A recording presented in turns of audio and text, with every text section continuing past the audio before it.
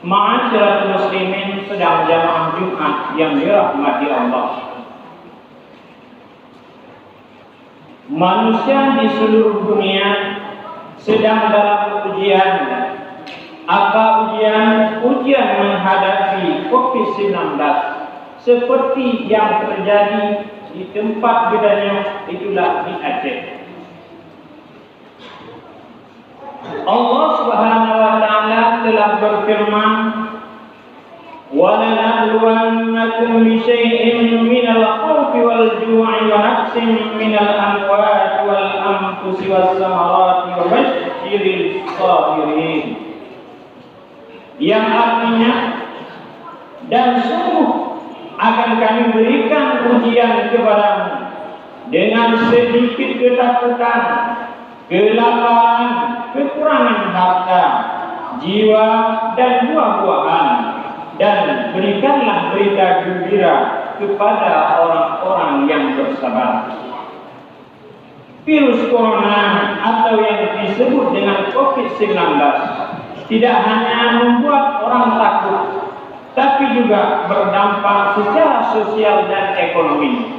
Bayangkan, dari 14 juta orang di 188 negara yang diserang oleh virus ini, hampir 1 juta orang meninggal dunia. Sedang jamaah Jumat yang dimuliakan Allah, tidak masuk akal jika kita masih termakan informasi menyesatkan bahwa virus ini hanya rekayasa. Pada faktanya, daerah kita Aceh juga tidak luput dari serangan virus corona ini.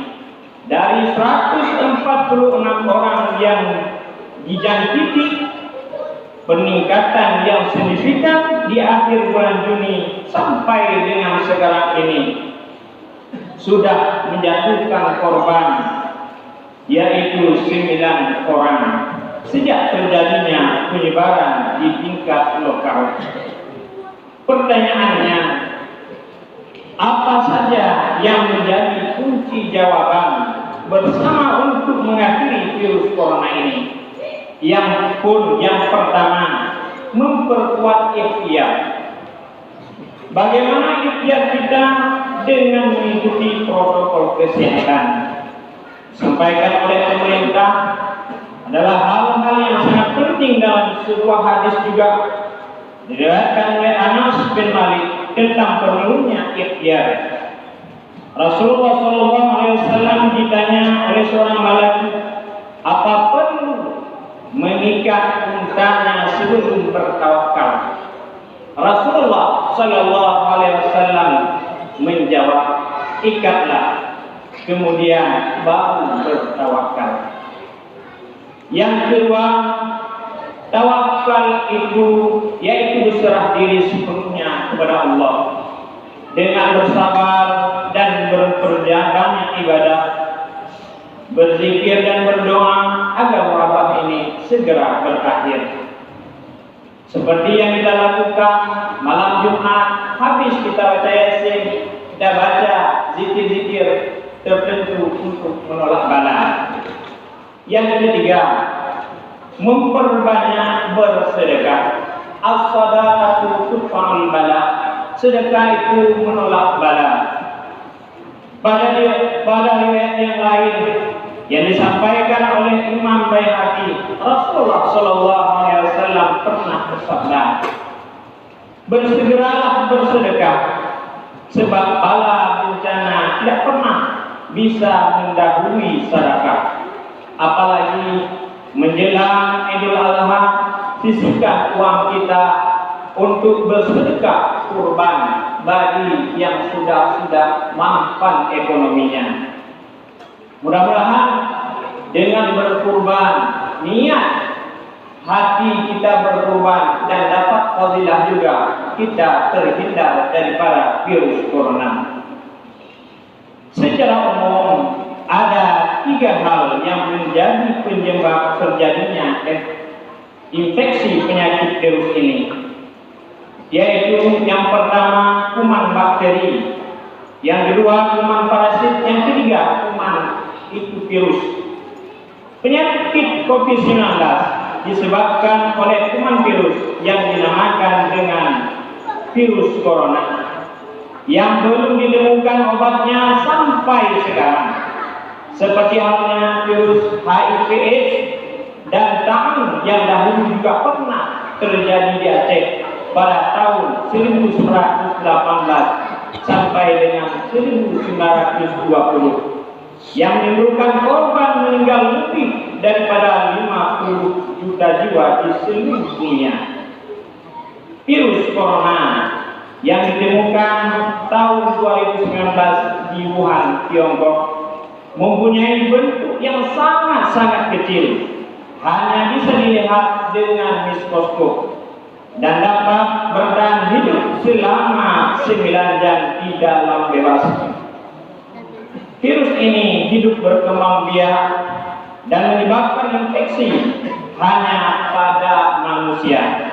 Untuk mengalahkan virus ini, Rasulullah Sallallahu Alaihi Wasallam sudah memberikan pedoman untuk kita harus melakukan isolasi diri sesuai dengan hadis berikut yang diriwayatkan oleh Bukhari dan Muslim. Qala Nabi Sallallahu Alaihi Wasallam, la yujidanna mumridun ala musayid. Nabi Sallallahu Alaihi Wasallam bersabda, janganlah yang sakit dicampur baurkan dengan yang sehat. Hadis riwayat Bukhari dan Muslim dari Abu Hurairah. Sebagai proses ikhtiar sebelum tawakal, maka tindakan untuk mencegah infeksi virus diantaranya adalah dengan menggunakan masker yang dianjurkan pemerintah, juga cuci tangan, jaga jarak. Itu juga adalah sebahagian daripada ikhtiar kita.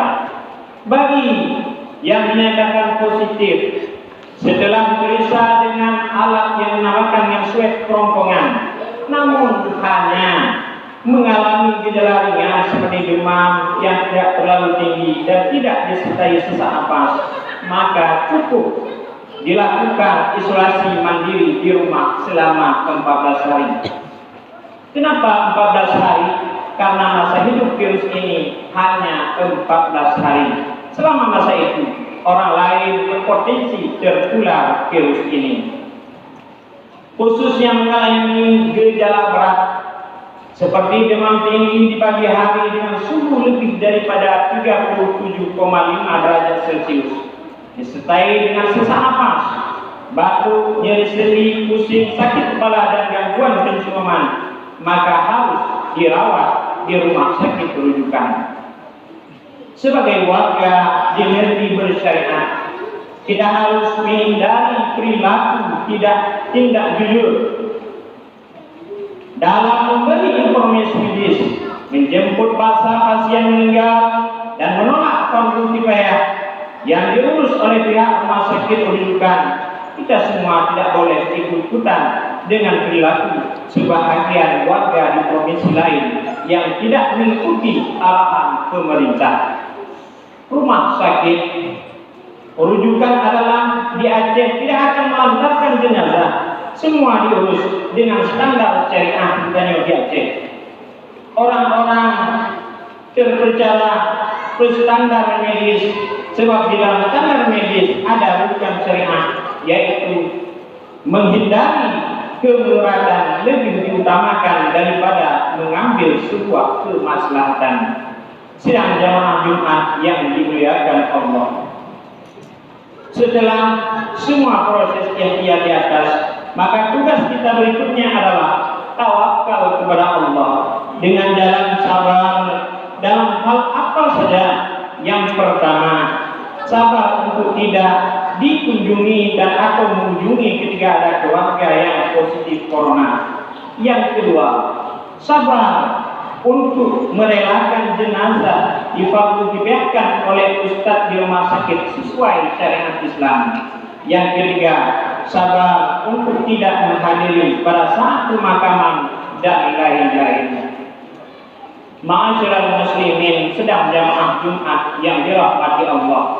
Yang keempat, sabar untuk bekerja sama mengakhiri virus corona yang menimbulkan mudarat besar di berbagai negara termasuk di Aceh.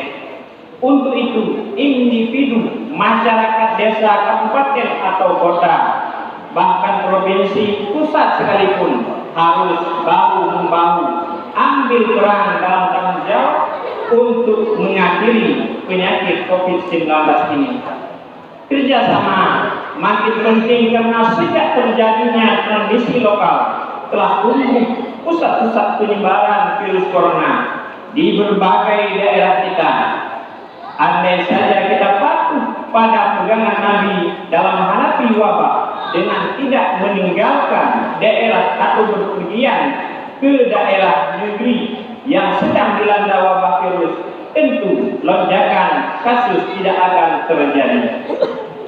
Hadis Rasulullah Sallallahu Alaihi Wasallam, hadis sahih riwayat Bukhari dan Muslim. Qala Rasulullah Sallallahu Alaihi Wasallam, at-ta'awun ayatul rizqi.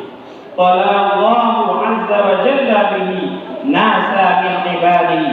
Fa idza sami'tum bihi fala tadkhulu alayhi. Wa idza waqa'a bi ardi wa antum biha fala tafriru minhu.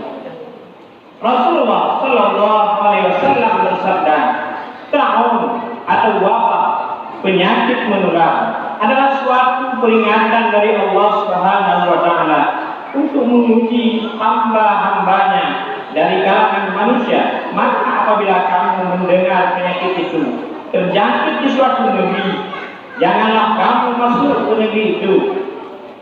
Dan apabila wabah itu berjangkit di negeri tempat kamu berada, jangan pula kamu lari daripadanya. Hadis riwayat Bukhari dan Muslim dari Usama bin Zaid. Sidang jamaah Jumat rahimakumullah. Belum terlambat, mari kita mulai dengan anjuran oriental, yaitu dengan masing-masing kita memperkuat imunitas.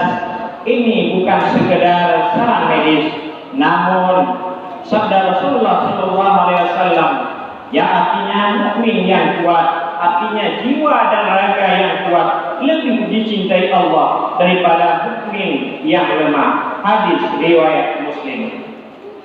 Ma'asyiral muslimin, sedang jamaah Jumat yang dirahmati Allah, pengetahuan membuktikan korban meninggal karena virus corona ini lebih banyak terjadi pada pasien yang imunitasnya lemah. Namun perlu diingat bahwa yang imunitas kuat pun dapat menjadi pembawa virus bagi kaum yang lemah, meskipun mereka tidak menunjukkan adanya gejala. Kita juga harus bersedia memulai hidup dengan kebiasaan baru seperti memakai masker dan pola silaturahmi yang menjaga jarak, juga jaga sifat. Itulah jarak kita fisik. Dengan hati tetap kita penuh nilai-nilai kasih sayang, tolong menolong, dan nilai-nilai kebaikan lainnya. Sebagai masyarakat, kita juga bisa saling berkontribusi dengan saling ingat mengingat, saling dukung mendukung, dan saling membangun kepekaan di atas nilai tujuan, sehingga usaha bersama menangani virus wabah ini dapat lebih mudah dilakukan. Begitu juga dengan kepala kampung, bupati, wali kota, hingga kepala negara sekalipun harus saling mengisi, bukan saling menunggui saja. Kenali peran dan tanggung jawab masing-masing. Bergeraklah untuk bekerja dengan sungguh-sungguh. Dengan begitu, ujian yang menimbulkan ketakutan ini bahkan berdampak kelaparan, kehilangan jiwa dan harta atau mudaratnya lebih besar dapat kita lalui dengan penuh kesabaran sebagaimana yang sudah Khatib jelaskan di atas. Sebagai penutup khutbah ini, Khatib mengajak jamaah sekalian untuk mematuhi semua ketentuan yang telah ditetapkan oleh pemerintah sebagaimana yang ditegaskan dalam Al-Quran surah An-Nisa ayat 59. Ya ayyuhalladzina amanu athi'ullaha wa athi'ur rasul wa ulil amri minkum. Fa in tanaza'tum fi syai'in faruddu ila Allahi wa rasulih in kuntum tu'minuna billahi wal yawmil akhir. Zalika khairu wa ahsanu ta'wila. Hai orang-orang yang beriman, taatilah Allah dan taatilah Rasulnya dan ulil amri di antara kamu. Kemudian jika kamu berlainan pendapat tentang sesuatu, maka kembalilah ia kepada Allah. Itulah Al-Quran dan Rasulnya, itulah sunnahnya Rasul. Jika kamu benar-benar beriman kepada Allah dan hari kemudian, yang demikian itu lebih utama bagimu dan lebih baik akibatnya. Quran surah An-Nisa ayat 59.